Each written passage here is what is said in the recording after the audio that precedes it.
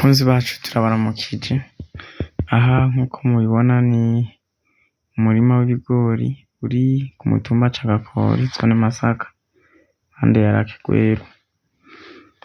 Rero murabona yuko uyu muntu yarimwo aratwereka ko ibigori vyiwe vyifashe, ko ari ibigori biteye igomwe, ibigori bimeze neza, aho ariko arategura kuja kubisarura kugira ngo abibike ari intete.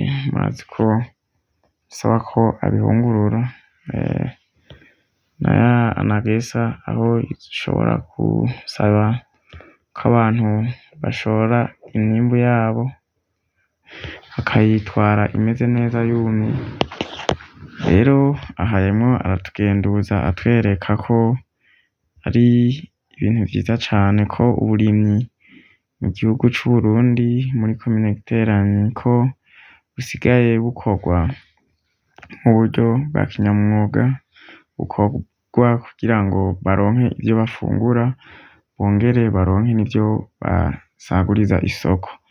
Rero ubiravye uko birimye, ubiravye uko bimeze, biraboneka neza ko yabirimye afite ishaka ndetse afise n'intumbero yashaka kugeraho, kuko aho hambere hahise twovuga ko nk'igiterwa c'ibigori umuntu yatera yisunze ko ashaka nk'ivyo kwotsa, ivyo kurya ubugari bike bisanzwe. Ariko ubu biraboneka ko aho uciye hose uravye uburyo barima bakoresheje imyavu, bakoresheje vyinshi bitandukanye, ko baba bashaka kuronka umwimbu ukwiye, bongere baronke n'uwo basagurira isoko ndetse n'ivyo bafungura. Rero ivyo vyose biri mu bituma iterambere ryiyongera, iterambere ryihuta, haba mu rugo canke mu makomine ndetse no mu gihugu muri rusangi no kw'isi yose. Rero ntitworeka kubatera intege tuvuga tuti bakomereze aho, bakomeze bakore ibirama, bitere imbere nk'imizinga kugira ngo iterambere ribandanye kwihutishwa, ribandanye kugerwaho. Ivyo vyose ni ku mvo zo gukunda ibikorwa, gukunda igihugu, kumva yuko ukorera mu gihugu utekanye, ushaka ko gitera imbere ndetse nawe utere imbere. Rero ivyo ni muri wa mugambi wa leta umufuko wose uronke ico ushira amafaranga ubika, ndetse umuntu wese uronke ico ufungura. Nabo baba babikoze muri iyo ntumbero yo kuvuga ngo baronke umwimbu bafungura, bongere baronke n'umwimbu bashora ku masoko atandukanye, yaba aya leta canke ay'abigenga ndetse n'ayabandi banyagihugu twokwita abadandaza.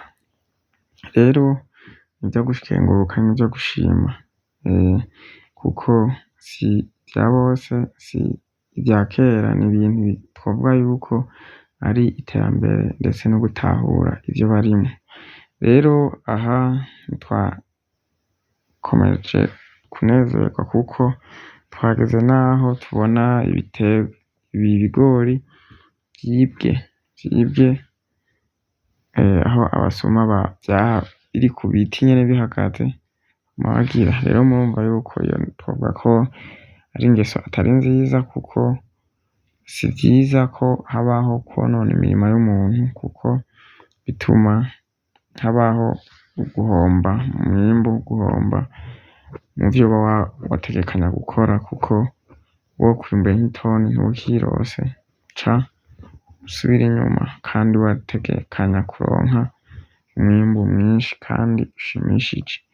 Rero ntitworeka kuvuga tuti iyo ni ingeso mbi, ingendo mbi yo kunegura n'uwubikora wese yokwikubita agashi ntabize arabikora, kuko si vyiza, ahubwo nawe yokura amaboko mu mpuzu agakora kugira ngo baze beza bose basarura atawidodomvye, atawufise umwikomo. Rero tuboneyeho n'aho bokongera kubasaba bataragira subscribe ko boyikora kugira ngo baze barabona ibiganiro vyacu ducishaho buri mwanya uko tubikoze. Kubabikoze namwe mukomeze kubana natwe, mukomeza mugira comment na sharing. Rero ivyo bigori bikaba vyari biteye ahantu hapima hegitari imwe n'igice, kuko umurima utari muto, n'umurima ubona ko urimwa n'umuntu ashobora kuba afise umutahe wo kubikurikirana bikwiye. Rero ibiganiro vyacu nakagaruka, ciao ciao.